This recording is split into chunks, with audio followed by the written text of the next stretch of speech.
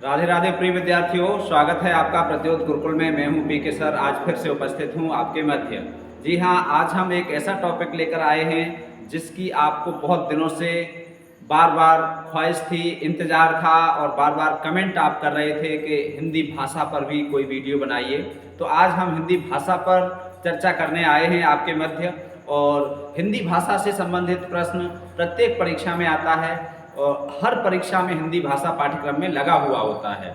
UGC net में भी लगा है, टीजीटी पीजीटी में भी हिंदी भाषा के प्रश्न हैं और एलटी ग्रेड एवं अन्य जो भी परीक्षाएं हैं, प्रत्येक परीक्षा यूपी टेट की परीक्षाओं में भी भाषा लगा हुआ है। यूपी पुलिस, एसआई, सारी परीक्षाएं जहाँ भी हिंदी से संबंधित प्रश्न आते हैं वहाँ हिंदी भाषा का प्रश्न अवश्य आता है। तो एक प्रश्न तो यहाँ से बोलियों पर आता है और बोलियाँ कितनी हैं इसमें बहुत कन्फ्यूजन रहता है छात्रों को कि 17 हैं कि 18 हैं कि 19 हैं। तो आज हम आपका सारा कन्फ्यूजन दूर करेंगे। आज के बाद आप प्रश्न कोई भी हो हिंदी भाषा का एकदम चुटकियों में हल करेंगे। आइए देखते हैं, बात करते हैं हिंदी भाषा पर। ठीक है, प्रत्योत गुरुकुल आप देख रहे हैं, आपका हार्दिक स्वागत है, अभिनंदन है। आप लगातार चैनल के प्रति प्रेम बनाए हुए हैं, चैनल को सपोर्ट कर रहे हैं, लोगों को शेयर कर रहे हैं, सब्सक्राइब भी कर रहे हैं और बहुत सारे लाइक भी कर रहे हैं और बहुत सारे प्यारे प्यारे कमेंट कर रहे हैं। उन प्यारे कमेंट के लिए आपको हृदय से धन्यवाद है। आइए चलिए आगे बढ़ते हैं।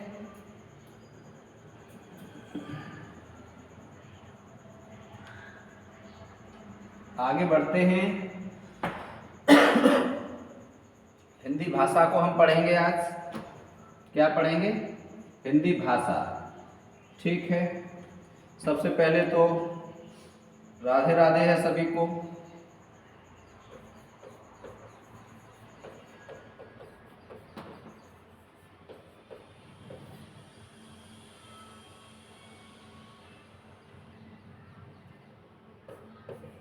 हिंदी भाषा, ठीक है। थोड़ा सा कुछ चीज़ें हमने लिख भी दी हैं, समय कम लगे इसलिए। तो हिंदी भाषा में हम देख रहे हैं, यहाँ बोर्ड पर आपको दिखाई दे रहे हैं, दो शब्द हैं। एक लिखा हुआ है हिंदी, दूसरा लिखा हुआ है भाषा। तो पहले हम हिंदी की ही बात कर लें। जो हिंदी शब्द है इसका अर्थ होता है जो हीनता नष्ट करे। इसका अर्थ क्या है? जो हीनता नष्ट करे। जो हीनता नष्ट करे उसे कहते हैं हिंदी। जो हीनता नष्ट करे उसे क्या कहते हैं? हिंदी। अब हीनता का मतलब क्या है?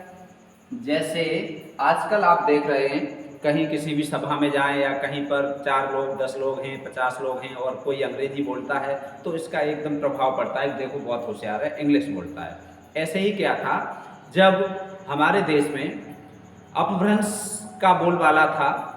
अपभ्रंश का शाब्दिक अर्थ होता है बिगड़ा हुआ। जब अपभ्रंश का बोलबाला था, अवहट्ट का बोलबाला था, उस समय जब कोई हिंदी बोलता था तो उसका वही सम्मान होता था जैसे कि आज अंग्रेजी वाले का होता है। तो इसलिए हिंदी बोलने वाला व्यक्ति हीनता से रहित हो जाता था, अर्थात वो हीनता को नष्ट करती थी, निम्नता के भाव को दूर करती थी हिंदी। इसलिए हीनता को नष्ट करे उसे कहते हैं हिंदी। दूसरी बात हम हिंदी पर यहाँ चर्चा कर लें कि जो हिंदी शब्द है, ये हिंदी शब्द कैसा है, कौन सी भाषा का है? ये फारसी भाषा का है। सुपर टेट में ये पूछा गया है, कई परीक्षाओं में पूछा गया है। सुपर टेट 2019 में पूछा गया था कि हिंदी भाषा यूपी में, कि हिंदी भाषा कौन सी भाषा का शब्द है, हिंदी शब्द कौन सी भाषा का शब्द है? तो ये फारसी का है।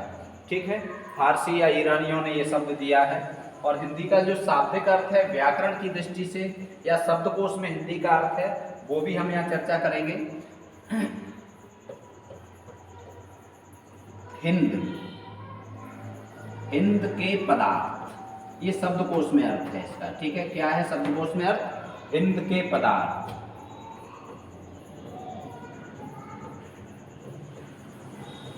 हिंद की भाषा, ठीक है। हिंदुस्तानी या भारतीय,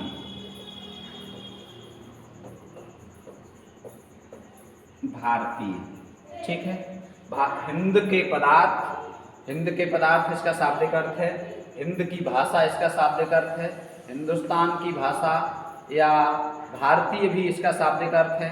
ठीक है, और इससे दूसरा एक और लिख सकते हैं, हिंद के निवासी, चाहो तो ऐसे भी, जो शब्दकोश में इसके अर्थ दिए हैं, ठीक है। हिंद के निवासी, हिंद के निवासी, ये शब्दकोश का अर्थ हो गया, काहे का, हिंदी का, ठीक है। हिंदी का शब्दकोश में अर्थ क्या है वो हमने आपको बता दिया, हिंदी का शब्दकोश में अर्थ। अब जो हिंदी शब्द की व्युत्पत्ति है वो कैसे हुई है, इस पे हम चर्चा करेंगे। देखिए, पहले थोड़ी सी भाषा पे भी हम यहाँ चर्चा कर लें, उसके बाद हम हिंदी शब्द पे चर्चा और करेंगे।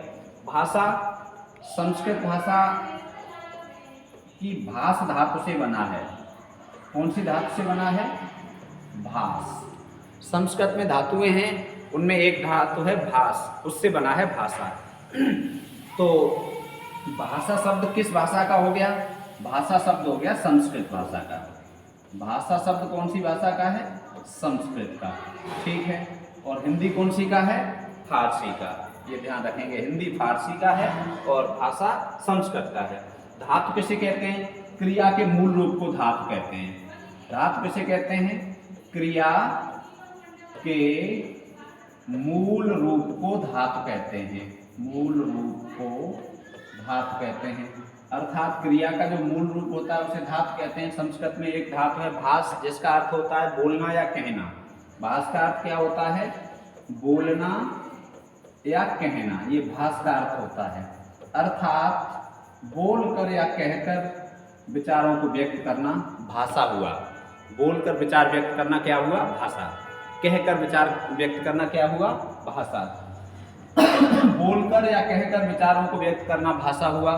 अब भाषा से संबंधित भाषा की बहुत सारी विशेषताएं भी पूछी जाती हैं कई बार परीक्षाओं में।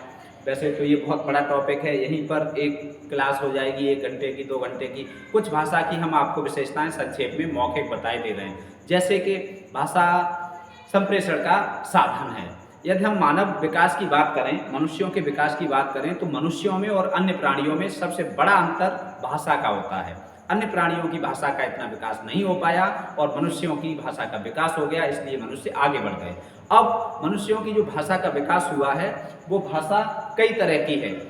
अब इस भाषा को, जैसे कुछ भाषाएं सांकेतिक होती हैं, कुछ भाषाएं इशारों में होती हैं, कुछ भाषाएं मौखिक होती हैं, ठीक है। लेकिन भाषा में हम सिर्फ भाषा विज्ञान की दृष्टिकोण से जिसे हम बोलकर व्यक्त करें उसे ही सम्मिलित करेंगे। तो भाषा संप्रेषण का माध्यम है और संप्रेषण, हम अपनी बात को आप तक पहुंचाएं, आप हमारी बात, अपनी बात को हम तक पहुंचाएं। अर्थात विचारों या भावों का आदान प्रदान संप्रेषण कहलाता है। और संप्रेषण कौशल एक शिक्षक के लिए बहुत महत्वपूर्ण होता है। टीचिंग स्किल्स आप पढ़े होंगे, आपने बीएड किया होगा तो टीचिंग स्किल्स में संप्रेषण कौशल बहुत महत्वपूर्ण है। कम्युनिकेशन स्किल्स जिसे कहते हैं, तो कम्युनिकेशन आपका बहुत अच्छा होना चाहिए। जब आप अच्छे ढंग से बात करेंगे तो सामने वाला प्रभावित होगा। तो शिक्षक छात्रों को प्रभावित करने के लिए, छात्रों को सिखाने के लिए, उनके अधिगम को बढ़ाने के लिए भाषा का प्रयोग करता है और भाषा का प्रयोग बहुत अच्छे ढंग से किया जाना चाहिए। और भाषा के संबंध में कुछ परिभाषाएं भी दी गई हैं, कुछ परिभाषाएं दी गई हैं जिनमें आपको हम अलग से परिभाषाएं और अलग से इस बिंदु को विस्तार से पढ़ लेंगे, जिनमें ये कहा गया है कि भाषा विचार विनिमय का साधन है। सारी परिभाषाओं का सार यही है, आपकी बात हम समझ पाएं, हमारी बात आप समझ पाओ, वही भाषा है, ठीक है। तो यहाँ पर हम भाषा पर इतनी ही बात करे ले रहे हैं। कुछ विशेषताएं भी हम आपको बताएं। भाषा कैसी होती है, भाषा अर्जित होती है।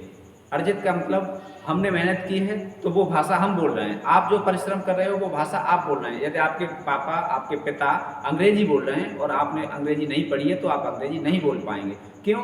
क्योंकि भाषा पैतृक संपत्ति नहीं है। भाषा परिवर्तनशील होती है, भाषा कठिन से सरल की ओर होती है, परिवर्तनशील होती है। तो यहीं से हम भाषा को पकड़ रहे हैं, परिवर्तनशील से। सबसे पहले हमारे यहाँ यदि हम भारतीय भाषाओं की बात करें, देखो विश्व में लगभग 3000 भाषाएं हैं। विश्व में लगभग कितनी भाषाएं हैं? 3000। संसार में कुल भाषाओं की संख्या 3000 है, ठीक है।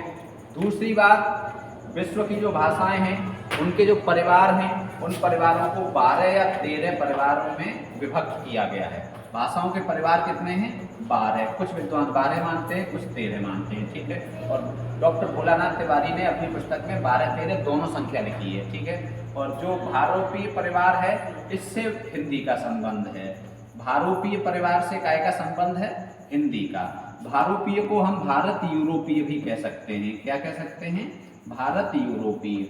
ये जो भारोपीय परिवार है इससे संबंधित है हिंदी, ठीक है। तो ये भारत में हिंदी बोली जाती है। भारत में कुछ भाषाएं द्रविड़ परिवार की भी बोली जाती हैं। जो द्रविड़ परिवार की भाषाएं हैं वो भी भारत में बोली जाती हैं, जैसे तमिल है, ये द्रविड़ परिवार की है। तमिल है, तेलुगु है, ये भी, ठीक है, तेलुगु है, कन्नड़ है, ठीक है, और मलयालम है। ये भाषाएं कौन से परिवार की हैं? मलयालम है। ये भाषाएं हैं द्रविड़ परिवार की, ठीक है। तो भारोपीय परिवार, अब भारोपीय परिवार में जो हमारी भाषाएं हैं वो कैसे विकसित हुई? भारोपीय परिवार की भाषाएं कैसे विकसित हुई? भारोपीय परिवार स्क्रीनशॉट आप ले सकते हो, ऊपर को किए दे रहे हैं हम इसे। देखिए, सबसे पहले हमारे यहाँ भाषाओं को यदि हम विभाजित करें तो 3 भागों में विभाजित किया गया है। कितने भागों में विभाजित किया गया है? 3 भागों में। प्राचीन आर्य भाषा काल, मध्यकालीन आर्य भाषा काल, ठीक है। प्राचीन आर्य भाषा काल हम संक्षेप में लिखे दे रहे हैं, आगे थोड़ा सा हम आगे लिखा है वो हम आपको दिखा देंगे। प्राचीन आर्य भाषा काल, ठीक है। दूसरा है मध्यकालीन आर्य भाषा काल, मध्यकालीन आर्य भाषा काल, और तीसरा है आधुनिक आर्य भाषा काल, ठीक है, आधुनिक आर्य भाषा काल। तो जो भाषाएं हैं प्राचीन, इसका समय जो था, प्राचीन आर्य भाषाओं का जो समय था वो माना गया है, प्राचीन आर्य भाषाएं लगभग 2000 या कुछ विद्वान 1500 मानते हैं। 1500 ईसा पूर्व से 1500 ईसा पूर्व से और 500 ईसा पूर्व तक। ईसा पूर्व का मतलब है ईसवी सन से, जहाँ से ईसवी सन शुरू हुआ है उससे पहले का काल है, तो इसलिए इसमें उल्टा लौटते हैं। उल्टा लौट के पहले ईसवी सन तक आएंगे, फिर इधर को आएंगे। दूसरा है मध्यकालीन आर्य भाषा काल, ये लगभग 500 ईसा पूर्व से और पहली ईसवी सन तक इसका समय है। नहीं, इसका समय है 1000 ईस्वी तक, ठीक है। यहाँ हम 1000 कर दे रहे हैं, यहाँ से 1000 ईस्वी तक, ठीक। और आधुनिक आर्य भाषाएं हैं वो 1000 ईस्वी से अब तक, ठीक है। तो ये 3 रूपों में, 3 भागों में विभाजित किया गया है, 3 कालों में विभाजित किया गया है। किसे? जो हमारी आर्य भाषाएं हैं उन्हें। अब देखो हिंदी का विकास कैसे हुआ है और इनमें अलग अलग कौन कौन सी भाषाएं आती हैं। हमारे यहाँ पहले वैदिक संस्कृत का विकास हुआ। ये क्रम बार बार पूछा जाता है परीक्षाओं में, ठीक है। इनका क्रम लगवाया जाता है, तो आपको ये याद होना चाहिए। वैदिक संस्कृत से लौकिक संस्कृत का विकास हुआ, ठीक है। वैदिक संस्कृत से काय का विकास हुआ? लौकिक संस्कृत का। इसी को हम संस्कृत कहते हैं, ठीक है। इसी का दूसरा नाम क्या है? संस्कृत। इसे क्लासिकल संस्कृत भी कहते हैं। इसे क्या कहते हैं? इसे क्लासिकल संस्कृत भी कहते हैं। चाहो तो यहाँ पर हम लिखे दे रहे हैं, कई बार नाम पूछा जाता है, क्लासिकल या क्लासिकल अंग्रेजी में, ठीक है। क्लासिकल संस्कृत, इसे क्लासिकल संस्कृत भी कहते हैं। इसके बाद लौकिक संस्कृत के बाद पाली, ठीक है। पाली के बाद विकसित हुई प्राकृत, प्राकृत के बाद विकसित हुई पाली प्राकृत अपभ्रंश, ठीक है। और अपभ्रंश से विकसित हुई हिंदी। अपभ्रंश से कौन सी विकसित हुई है? हिंदी। यहाँ कुछ लोग अपभ्रंश के बीच में एक अभट्ट भी ले आते हैं, चाहो तो उसे लिख लो, लेकिन इसी के रूप हैं ये, और इसे हम जगह कम बच रही है, अभट्ट है, आप याद रखना। इसके बाद हम यहाँ सीधे सीधे हिंदी पर आ रहे हैं। ये है हिंदी का विकास क्रम। ये परीक्षाओं में बार बार पूछा गया है, कोई ऐसी परीक्षा नहीं है जहाँ ये विकास क्रम न पूछा जाता हो। ठीक है, सबसे पहले वैदिक संस्कृत। वैदिक संस्कृत को वैदिकी भी कहते हैं और छांदस भी कहते हैं। ठीक है, याद रखना, आप लिखते चलना, जो हम बोल रहे हैं उसे आप रोक के वीडियो लिख सकते हैं। बहुत सारा इस पर लिखेंगे तो बहुत समय लगेगा। वैदिक संस्कृत को वैदिकी भी कहते हैं और छांदस भी कहते हैं। ठीक है, और वैदिक संस्कृत का समय लगभग 1500 ईसा पूर्व से, ठीक है, 1500 और 2000 हमने आपको बता दिया है। वैदिक संस्कृत का समय लगभग 2000 ईसा पूर्व या 1500 ईसा पूर्व से और 800 ईसा पूर्व तक माना जाता है। ठीक है, कुछ लोग 700 भी मानते हैं, ये कोई निश्चित समय नहीं होता है। 800 ईसा पूर्व तक मानते हैं। ठीक है, काय का? वैदिक संस्कृत का।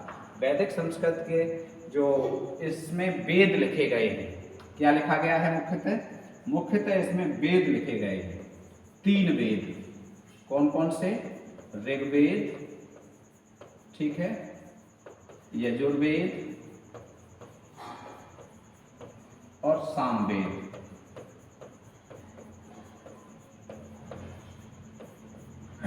अथर्ववेद इसमें इस काल का है, बाद का है। इसे वेदों को संयुक्त रूप से संहिता कह देते हैं। वेदों को क्या कह देते हैं? संहिता।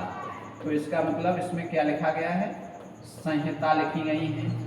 ब्राह्मण ग्रंथ लिखे गए हैं इसमें, ब्राह्मण ग्रंथ लिखे गए हैं इसमें। ठीक है, उपनिषद जो पूर्ववर्ती उपनिषद हैं, पुराने उपनिषद हैं, वो भी इसमें लिखे गए हैं। ठीक है, तो सबसे पुराना वेद जो ऋग्वेद है, ये वैदिक संस्कृत का सबसे पुराना उदाहरण है। ठीक, दुनिया का सबसे प्राचीन ग्रंथ है। ये कई बार पूछा जाता है, दुनिया का सबसे पहला ग्रंथ कौन सा है, सबसे प्राचीन ग्रंथ कौन सा है? ऋग्वेद है। ठीक है, लौकिक संस्कृत, इसका समय जो है लौकिक संस्कृत का, उसे हम 800 ईसा पूर्व से और 500 ईसा पूर्व तक निर्धारित करते हैं। ठीक है, और इसमें जो हमने लिखा है या इसमें जो ग्रंथ लिखे गए हैं, पाणिनि व्याकरण अष्टाध्यायी। ठीक है, व्याकरण को इन्होंने क्या किया है? नियमबद्ध किया है, अष्टाध्यायी। और इसका जो आदि ग्रंथ माना जाता है लौकिक संस्कृत का, आदि ग्रंथ कौन सा है? वो है रामायण। आदि ग्रंथ लौकिक संस्कृत का कौन सा है? रामायण है। किसने लिखी है ये? वाल्मीकि ने लिखी है। परीक्षाओं में ये बहुत पूछा जाता है। ठीक है, इसी में लिखा गया है महाभारत। महाभारत किसने लिखा है? वेद व्यास जी ने लिखा है। महाभारत किसने लिखा है? वेद व्यास जी ने लिखा है। इसके अलावा जैसे कालिदास हैं, भवभूत हैं, और जो भी संस्कृत साहित्य के लेखक कवि हैं, वो सब लौकिक संस्कृत के हैं। ठीक है, वैदिक संस्कृत का कोई भी नहीं है। तो ये हैं लौकिक संस्कृत के। रामायण किसने लिखी है? वाल्मीकि ने, आप याद रखेंगे। ठीक है, और पहला लौकिक संस्कृत का श्लोक कौन सा है? आपको याद होना चाहिए। तमसा नदी के किनारे जब महर्षि वाल्मीकि जाते हैं तो वो देखते हैं कि एक क्रौंच पक्षी नर और मादा आपस में प्रेम क्रीड़ा कर रहे हैं। तभी एक बहेलिया आता है और नर पक्षी पर बाण चला देता है और वो मर जाता है। तो इसे देखकर उनके मुंह से एक श्लोक प्रस्फुटित होता है, मां निषाद प्रतिष्ठाम त्वं गमः शाश्वती समः। हे बहेलिया, तूने इस प्रेम कीड़ा करते हुए, रथ कीड़ा करते हुए पक्षी को जैसे मार दिया है और ये तड़प तड़प कर मर रहा है, और इसकी मादा है वो तड़प रही है। क्रौंच पक्षी नर और मादा में इतना प्रेम होता है कि एक मर जाए तो दूसरा उसके वियोग में प्राण दे देता है। तो ऐसे ही तू चिरकाल तक, अनंत समय तक शांति को प्राप्त न हो, अनंत काल तक तुझे भी ऐसे ही बेचैनी रहे, कष्ट रहे, परेशानियां रहे और तू दुखी रहे। तो ये पहला श्लोक था रामायण का। ठीक है, पाली का समय माना जाता है 500 ईसा पूर्व से। ठीक है, और 1 ईस्वी सन तक, बहुत पूछा जाता है, 1 ईस्वी सन तक पाली का समय माना जाता है। ठीक है, तो ये आप सन याद रखेंगे। पाली भाषा बौद्ध धर्म की भाषा कही जाती है। बौद्ध धर्म की भाषा कही जाती है। महात्मा बुद्ध ने अपने उपदेश पाली में दिए हैं। ठीक है, बौद्ध धर्म की भाषा। बौद्ध धर्म के जो प्रसिद्ध ग्रंथ हैं त्रिपिटक इसी में लिखे गए हैं। त्रिपिटक में विनय पिटक, सुत्त पिटक और अभिधम्म पिटक, 3 पिटक आते हैं। ठीक है, विनय पिटक, सुत्त पिटक और अभिधम्म पिटक। विनय पिटक, सुत्त पिटक और अभिधम्म पिटक, 3 पिटक आते हैं। पाली का शाब्दिक अर्थ क्या है? पाली का शाब्दिक अर्थ है, इसके शाब्दिक अर्थ पे जब पाली अलग से विस्तार से पढ़ेंगे तब, लेकिन हम जान लें पाली का शाब्दिक अर्थ होता है बुद्ध वचन। पाली का शाब्दिक अर्थ क्या होता है? बुद्ध वचन। ठीक है, अर्थात महात्मा बुद्ध के, गौतम बुद्ध के वचनों को इसने संकलित किया है, आगे बढ़ाया है, इसलिए पाली भारत की पहली देश भाषा कही जाती है। अर्थात संस्कृत कम लोग समझते थे, इसलिए गौतम बुद्ध ने पाली को चुना। पाली ग्रामीणों की भाषा थी। पाली का अर्थ पल्ल से माना जाता है और पल्ल का अर्थ होता है गांव की भाषा। तो पाली का एक अर्थ हुआ गांव की भाषा। ठीक है, पाली को श्रीलंका में मागधी कहा जाता है। पाली को श्रीलंका में क्या कहा जाता है? मागधी। पाली में ही बौद्ध धर्म के उपदेश हैं और अशोक के जो शिलालेख हैं वो पाली में लिखे गए हैं। ठीक है, अशोक के शिलालेख काय में लिखे गए हैं? पाली में लिखे गए हैं। ये नोट करते चलेंगे आप। बहुत महत्वपूर्ण बातें हैं जो परीक्षाओं में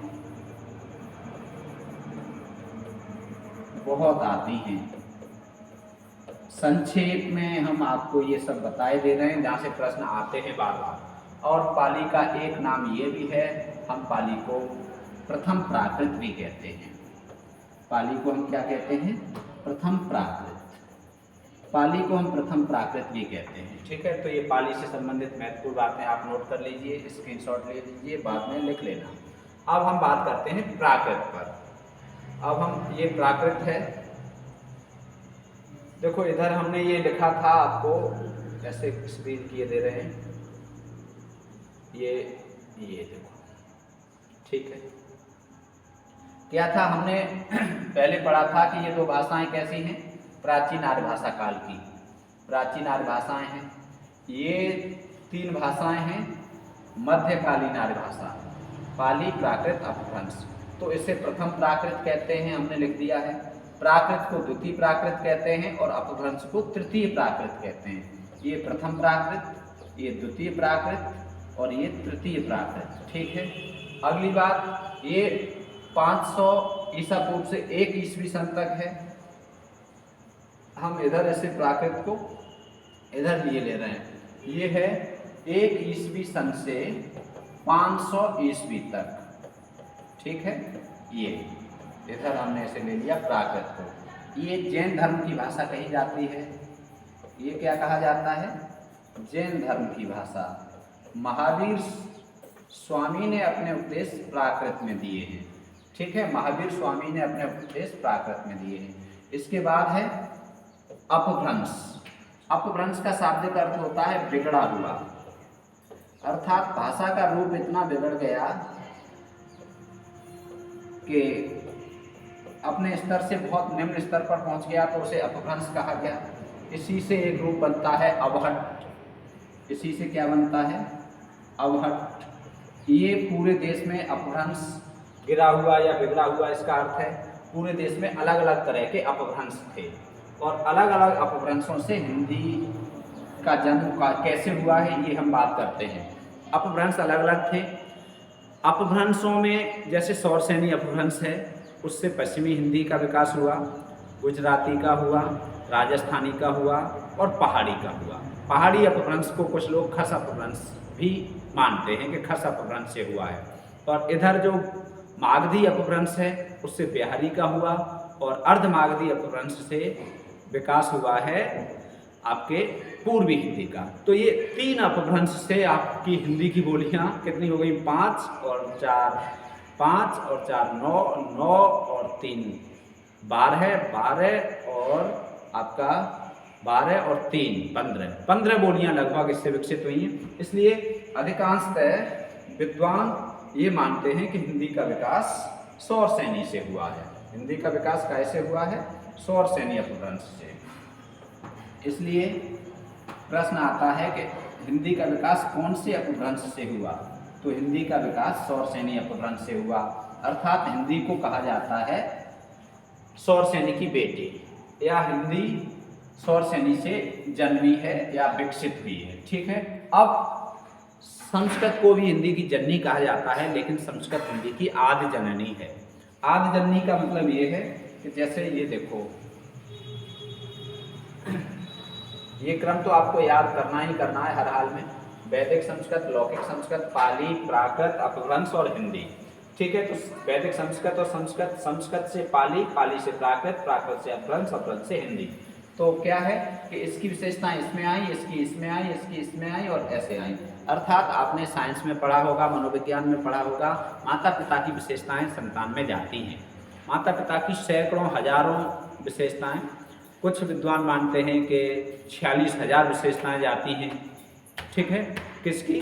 माता पिता की संतान में, कि नाक माता कैसी है, पिता कैसे, बाल हैं, आँखें हैं। तो ये विशेषताएं जैसे संतान में आती हैं, वैसे ही संस्कृत की विशेषताएं हिंदी में आई हैं।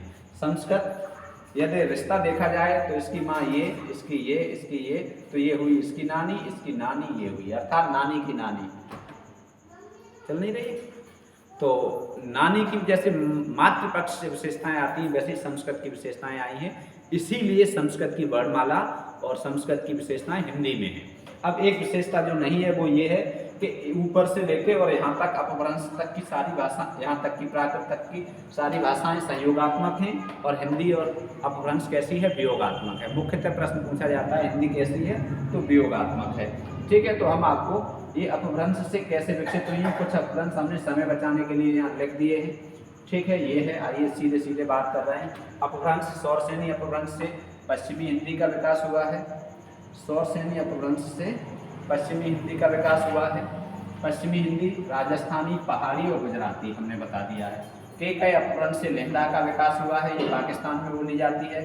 टक अपभ्रंश से पंजाबी का विकास हुआ है, पंजाब में बोली जाती है। ब्राचट से सिंधी का विकास हुआ है, महाराष्ट्री से मराठी का हुआ है, और मागधी से बिहारी, बंगाली, उड़िया और असमिया का विकास हुआ है। अर्धमागधी से पूर्वी हिंदी का, खस से पहाड़ी का।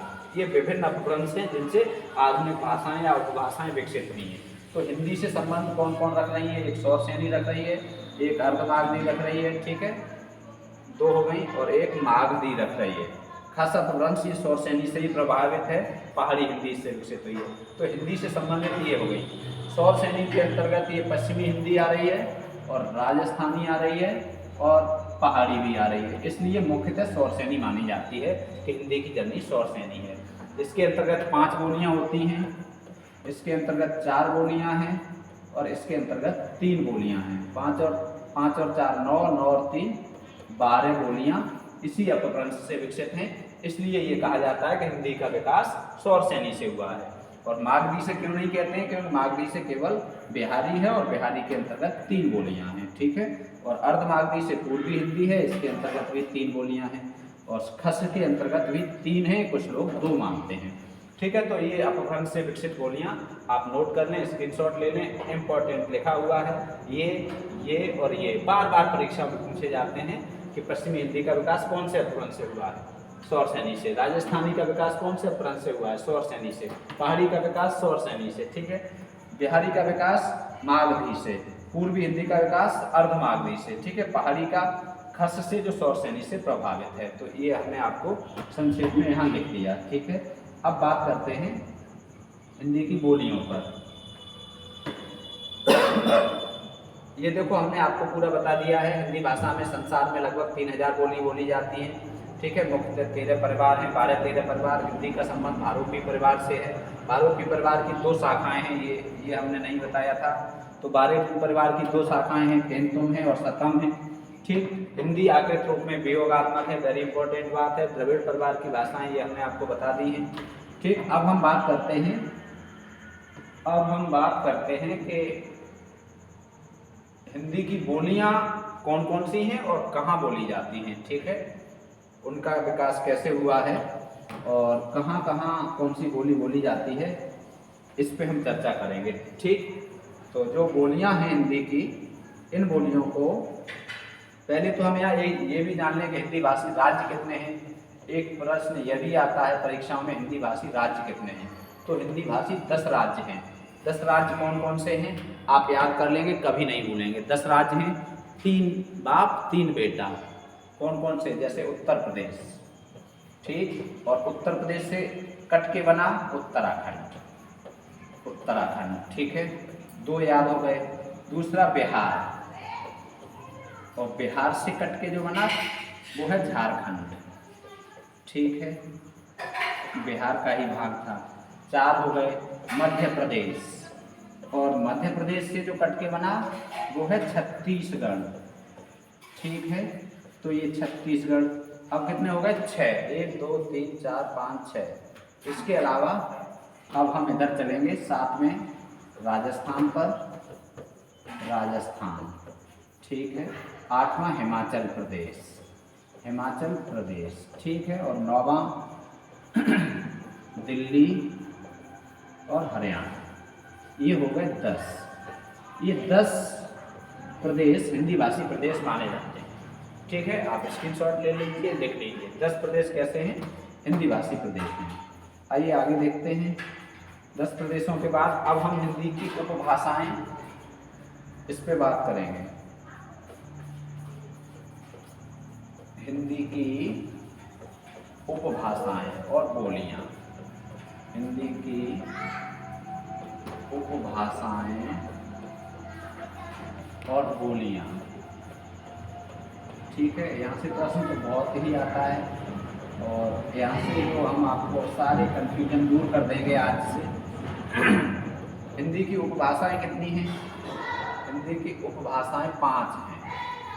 उपभाषाएं कितनी हैं हिंदी की, 5 हैं। परीक्षाओं में कई बार पूछा गया है, हमने यहाँ लिख ली 5। हिंदी की बोलियां कितनी हैं, ये कन्फ्यूजन वाला है। हिंदी की बोलियां कितनी हैं, देखो हिंदी की बोलियां 17 भी मानी जाती हैं, 18 भी मानी जाती हैं और 19 भी मानी जाती हैं, ठीक है। अब इन तीनों में कौन कौन से मानते हैं वो हम विद्वान अलग अलग बात करेंगे। सबसे ज़्यादा महत्वपूर्ण है 18। यदि प्रश्न आता है हिंदी की बोलियां कितनी हैं तो आप 18 बताएंगे। 18 विकल्प में नहीं दिया है, 17 दिया है तो 17 बताएंगे। पीजीटी में आया था 2016 वाली पीजीटी में हिंदी की बोलियां कितनी हैं, तो विकल्प में 17 दिया था, 18 19 कोई नहीं दिया था। तो 3 में से कोई एक ही विकल्प में होगा, 17 होगा या 18 होगा या 19 होगा, तो वो हम आपको बता देंगे 17 कैसे हैं, 18 कैसे हैं, 19 कैसे हैं, ठीक है। तो पहले पश्चिमी हिंदी, पहले हमने पहली बोली हमने यहाँ पर पश्चिमी उपभाषा लिखी, पश्चिमी हिंदी, ठीक है। इसके अंतर्गत बोलियों की संख्या है 5। पश्चिमी हिंदी के अंतर्गत बोलियों की संख्या कितनी है, 5।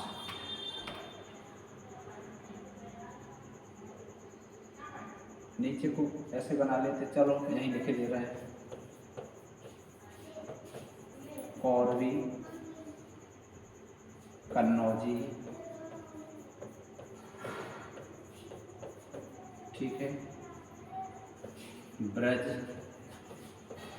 बुंदेली, कौरवी, कन्नौजी, ब्रज, बुंदेली और आपकी एक हरियाणी। ये पश्चिमी हिंदी के अंतर्गत 5 बोलियां हैं। पश्चिमी हिंदी के अंतर्गत कितनी बोलियां हैं, 5। याद कैसे करेंगे, ये देखो के बी बी एच, के बी बी एच, के B B H, कौरवी, Kannauji, Braj, Bundeli, Haryani, ठीक है। कौरवी को खड़ी बोली भी कहते हैं। कौरवी को क्या कहते हैं, खड़ी बोली, बहुत आता है, ठीक है। कौरवी को खड़ी बोली भी कहते हैं।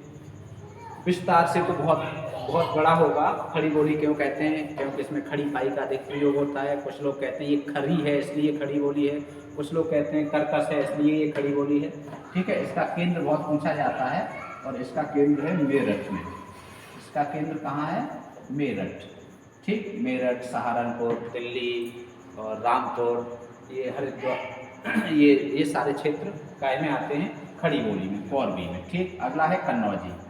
कन्नौजी उत्तर प्रदेश के कन्नौज, कन्नौज में इसका केंद्र है। ठीक है, फर्रुखाबाद से कट के बना है ये कन्नौज, इसलिए फर्रुखाबाद में माना जाता है। फर्रुखाबाद, इटावा, मैनपुरी, एटा का पूर्वी हिस्सा, ठीक है, ये कन्नौज, हरदोई आदि क्षेत्र आते हैं। ब्रज, ब्रज इसका केंद्र मथुरा है। ठीक है, इसका एक नाम जो बहुत अधिक पूछा जाता है परीक्षाओं में, ब्रज का दूसरा एक महत्वपूर्ण नाम अंतर्वेदी है। ठीक है, वैसे तो इसके अंतर्गत और भी कई बोलियां या उपबोलियां या इनकी भाषाएं, क्षेत्रीय भाषाएं हैं, भाग हैं, लेकिन जो ज़्यादा महत्वपूर्ण है हम उस पर सीधे सीधे बात कर ले रहे हैं। अभी अंतर्वेदी कई बार पूछा गया है। मथुरा के आसपास मथुरा है, अलीगढ़ है, हाथरस है। ठीक है, आपका आगरा है, धौलपुर है, भरतपुर है, बरेली है, बदायूं है, एटा है, मैनपुरी है, फिरोजाबाद है, ये इसका क्षेत्र है। बुंदेली बुंदेलखंड में बोली जाती है। बुंदेलखंड आप जानते हैं उत्तर प्रदेश का दक्षिणी हिस्सा है, और यहाँ पर बुंदेलखंड में जैसे झांसी है, उरई है, जालौन है, ये जनपद आते हैं। हरियाणा, दिल्ली हरियाणी है जो, वो हरियाणा में बोली जाती है, और दिल्ली के देहाती भाग में भी बोली जाती है। तो ये 5 बोलियां हो गई पश्चिमी हिंदी की, आपको याद हो गई होंगी। पश्चिमी हिंदी की बोलियां कितनी हैं? 5, कौरवी, कन्नौजी, ब्रज, बुंदेली और हरियाणी। ठीक है, अब हम इससे आगे पश्चिमी हिंदी के बाद पूर्वी हिंदी पर बात करते हैं। ठीक है, पूर्वी हिंदी दूसरी उपभाषा है ये पूर्वी हिंदी, सेकंड नंबर की है। ठीक है, इसके अंतर्गत 3 बोलियां हैं। कितनी बोलियां हैं? 3। कौन कौन सी हैं? अवधी, बघेली, अवधी, बघेली और छत्तीसगढ़ी।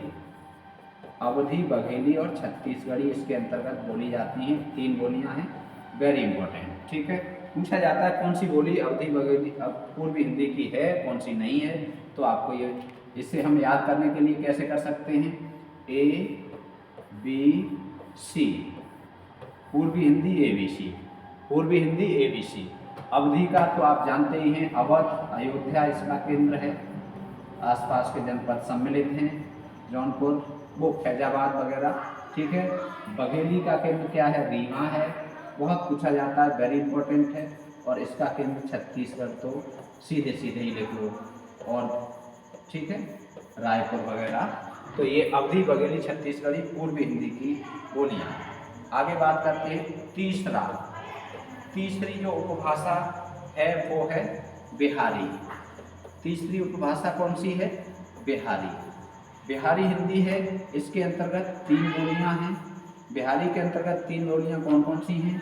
मैथिली, मैथिली, मगही, मैथिली, मगही और भोजपुरी। मैथिली, मगही और भोजपुरी। ठीक है, और याद करने के लिए चाहो तो हम इसे कह सकते हैं सीधे सीधे, याद करने के लिए चाहो तो हम इसे कह सकते हैं MMB। ठीक है, MMB, मैथिली, मगही, भोजपुरी, अवधी, बघेली, छत्तीसगढ़ी, मैथिली। मैथिली इसका केंद्र कहाँ पर है? आप स्क्रीनशॉट ले सकते हो। ठीक है, यहाँ से भी ले सकते हो ये। ठीक, इसके बाद ये हैं मैथिली, मगही और भोजपुरी।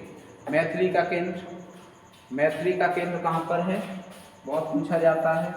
मैथिली बहुत पूछी जाती है, और मैथिली से भी ज़्यादा पूछा जाता है मगही। ठीक है, ये परीक्षाओं में बहुत पूछी जाती है, यूपी की परीक्षाओं में तो बहुत पूछी जाती है मगही। ठीक है, और मैथिली का केंद्र दरभंगा, ठीक, बिहार में है, पटना है ये, और भोजपुरी छपरा है। ठीक है, बाकी आप लोग इनके आसपास के जनपद हैं, आप पढ़ लेंगे, विस्तार से करेंगे तो बहुत बड़ी वीडियो होगी। केंद्र हम आपको बताए दे रहे हैं। अब ये क्या है, परीक्षा में ये कई बार आया है, पीजीटी में आया था 2016 में कि पटना में कौन सी बोली बोली जाती है? तो पटना की बोली कौन सी है? पटना की बोली ज़्यादातर हमारे यूपी के लोग मैथिली करेंगे या भोजपुरी करेंगे, लेकिन न मैथिली है न भोजपुरी है। पटना की बोली कौन सी है? मगही है। ठीक है। और अलग से विस्तार से आप जाओगे तो पटना बिहार शरीफ, गया, औरंगाबाद, रांची, पलामू ये हैं। मैथिली में दरभंगा, मधुबनी, वैशाली, पूर्णिया, समस्तीपुर है, सीतामढ़ी है। भोजपुरी छपरा, आरा, बलिया, गोरखपुर, बनारस। उत्तर प्रदेश के जो पूर्वी हैं बलिया है, गोरखपुर है, या आपका उत्तर प्रदेश में आजमगढ़ है। जो पूर्वी उत्तर प्रदेश के भाग हैं वो भी यहाँ भोजपुरी बोली जाती है, उत्तर प्रदेश में भी बोली जाती है और यहाँ भी बोली जाती है। ठीक है। तो ये अब तीसरी हो गई उपभाषा। तीसरी के बाद चौथी उपभाषा हम देखते हैं, नंबर 4, बिहारी के बाद राजस्थानी। अब देखो राजस्थानी में 4 आती हैं। राजस्थानी के अंतर्गत 4, कौन कौन सी 4? मेवाती,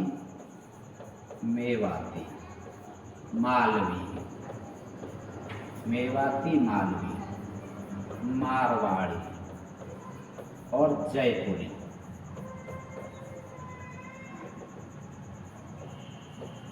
ये 4 बोलियां आ रही हैं। ठीक। मेवाती, मालवी, मारवाड़ी और जयपुरी। ठीक। और ये है, एक प्रश्न पूछा जाता है उत्तरी राजस्थानी। उत्तरी राजस्थानी कौन सी है? बहुत पूछा जाता है, सेकंड ग्रेड में पूछा गया था। ये है दक्षिणी राजस्थानी। ये कौन सी है? दक्षिणी राजस्थानी। ठीक। ये है पश्चिमी राजस्थानी। कौन सी है? पश्चिमी राजस्थानी। एक प्रश्न बनता है और बहुत कठिन हो जाता है बच्चों के लिए। ये है पूर्वी राजस्थानी। ये कौन सी है? पूर्वी राजस्थानी। देखो हम ऐसे ही याद करेंगे क्रम से, मेवाती, मालवी, मारवाड़ी और जयपुरी। मेवाती हम उत्तर, दक्षिण और पश्चिम, पूरब, उत्तर से शुरू करके पूरब तक पहुंच रहे हैं। जयपुरी कैसी है? पूर्वी है। और मेवाती कैसी है? उत्तरी है। उत्तर, दक्षिण, पश्चिम, पूरब, इस तरह से हम याद करेंगे। ठीक है। MMMJ। ठीक है। यहाँ 2 बार M था, अब यहाँ 3 बार M आ गया। और ये हम थोड़ा सा याद कर लेंगे, कोई दिक्कत नहीं है। और चाहें तो आप जैसे भी याद कर लें, हमें तो ऐसे ही याद है, मेवाती है, मालवी है, मारवाड़ी है और जयपुरी है। ठीक है। तो ये 4 बोलियां हो गई। इसके बाद अगला है पहाड़ी। इसका स्क्रीनशॉट ले लीजिए आप। इसके बाद है पहाड़ी। ठीक है। पहाड़ी हिंदी। देखो पहाड़ी हिंदी जो है, इसके अंतर्गत 3 बोलियां जब गिनी जाती हैं, इसके अंतर्गत 3 बोलियां गिनी जाती हैं, कुमाऊनी,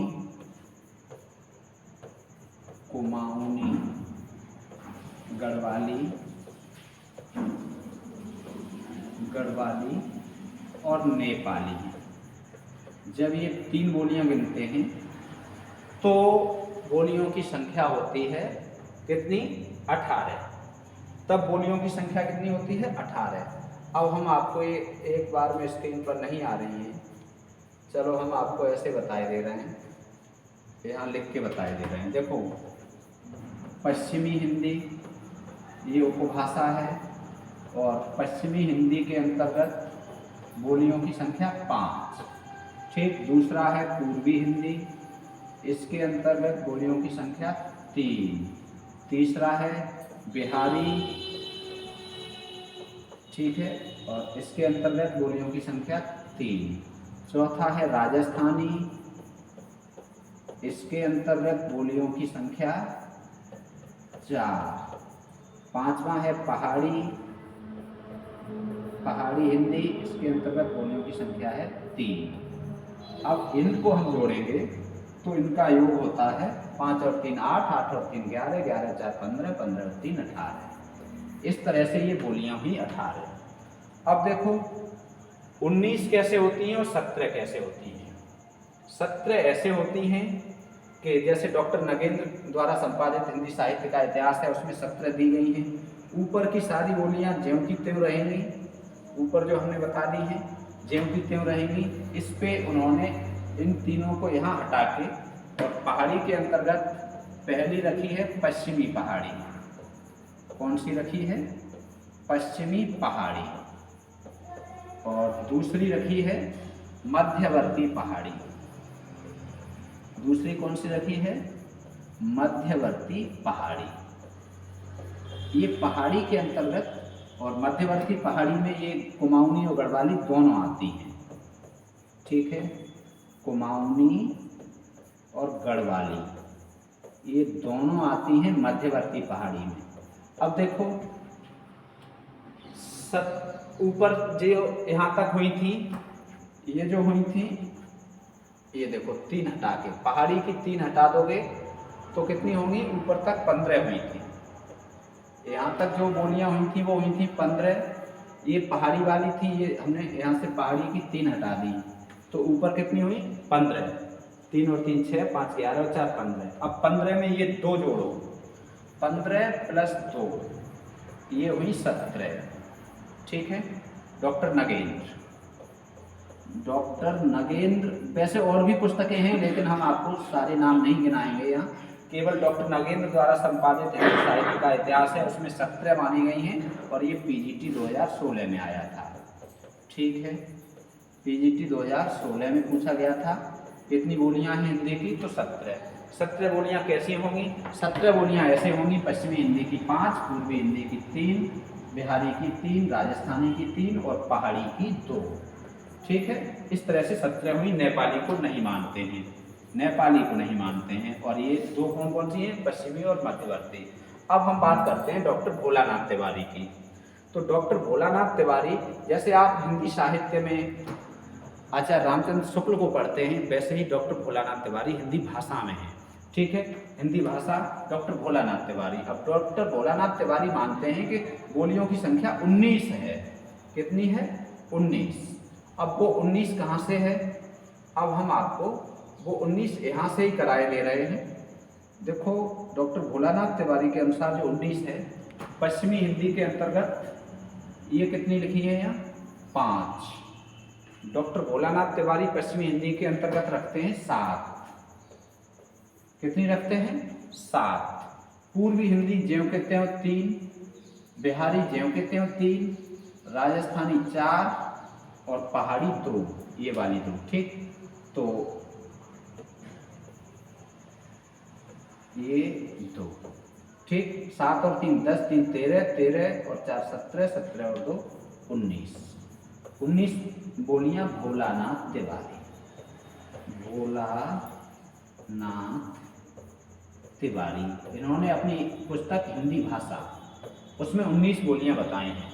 अब प्रश्न आपका ये बनना चाहिए यहाँ पर, अब आपका प्रश्न ये बनना चाहिए कि जो 19 बोलियां हैं, ये 2 बोलियां कौन सी बढ़ा दी इन्होंने? ये 2 बोलियां बढ़ाई हैं ताजुबे की और मेमाड़ी। ताजुबे की और मेमाड़ी, ये ताजिकिस्तान, ठीक है, और ये नेवाड़ी मध्य प्रदेश में बोली जाती है। ये 2 बोलियां जोड़कर 17 और 2 19। तो अब आपका कन्फ्यूजन दूर हो गया होगा। 18 17 18 19, इन तीनों में से कोई एक विकल्प ही आएगा। 17 आएगा तो आप 17 को सही करेंगे, ठीक है, और 17 ना आए, 18 आए तो 18 को सही करेंगे, 18 ना आए, 19 आए तो 19 को सही करेंगे। अधिकांश 18 मानते हैं, लेकिन इन दोनों में से कोई ना आए तो 19 करेंगे, और इन तीनों में से 2 आ जाएं या तीनों आ जाएं तो आप कोई भी कराएंगे। फिर आपका प्रश्न कोर्ट जाएगा या विवाद में जाएगा और आंसर संशोधित होगा। अर्थात 17 18 19 तीनों ही उत्तर सही मानने पड़ेंगे।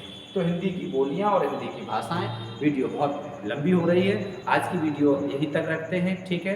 वीडियो आपको कैसी लगी, ये क्लास आपको कैसी लगी, और आप कमेंट करके हमें अवश्य बताएं। आप परीक्षा की तैयारी हम लोग कैसे करें, आप इस पर चर्चा कर सकते हैं। चाहें तो हमें कमेंट करके अवश्य बताएं कि परीक्षा पर चर्चा करनी है, कौन सी पुस्तकें पढ़नी है, कौन सी नहीं पढ़नी है, क्या पढ़ना है, कैसे पढ़ना है, कितना पढ़ना है। यदि इन सब बातों पर आप चर्चा करना चाहते हैं तो हम आपसे लाइव चर्चा करने के लिए तैयार हैं। आप ऐसा मन बनाइए तो हम एक समय आपको दे देंगे, लाइव चर्चा करेंगे हम लोग कैसे तैयारी करें परीक्षा में 100% सफलता के लिए, ठीक है। तो ये हिंदी भाषा की पहली क्लास हमारी थी जो आपके लिए समर्पित है, और कैसी लगी क्लास, कैसा अनुभव हुआ, आप शेयर अवश्य करें। एक कमेंट प्यारा सा अवश्य किया करिए, जिससे कि हमें उत्साह मिलता है। लाइक ज़रूर कर दिया करिए और चैनल को दोस्तों के साथ शेयर करिए, जिससे कि हमारे द्वारा की जा रही मेहनत आप सबके दोस्तों तक पहुँचे, ज़्यादा से ज़्यादा लोगों तक पहुँचे। आज की वीडियो में इतना ही, मिलते हैं आगे। तब तक के लिए खुश रहिए, स्वस्थ रहिए, मस्त रहिए, व्यस्त रहिए और राधे राधे कहते रहिए।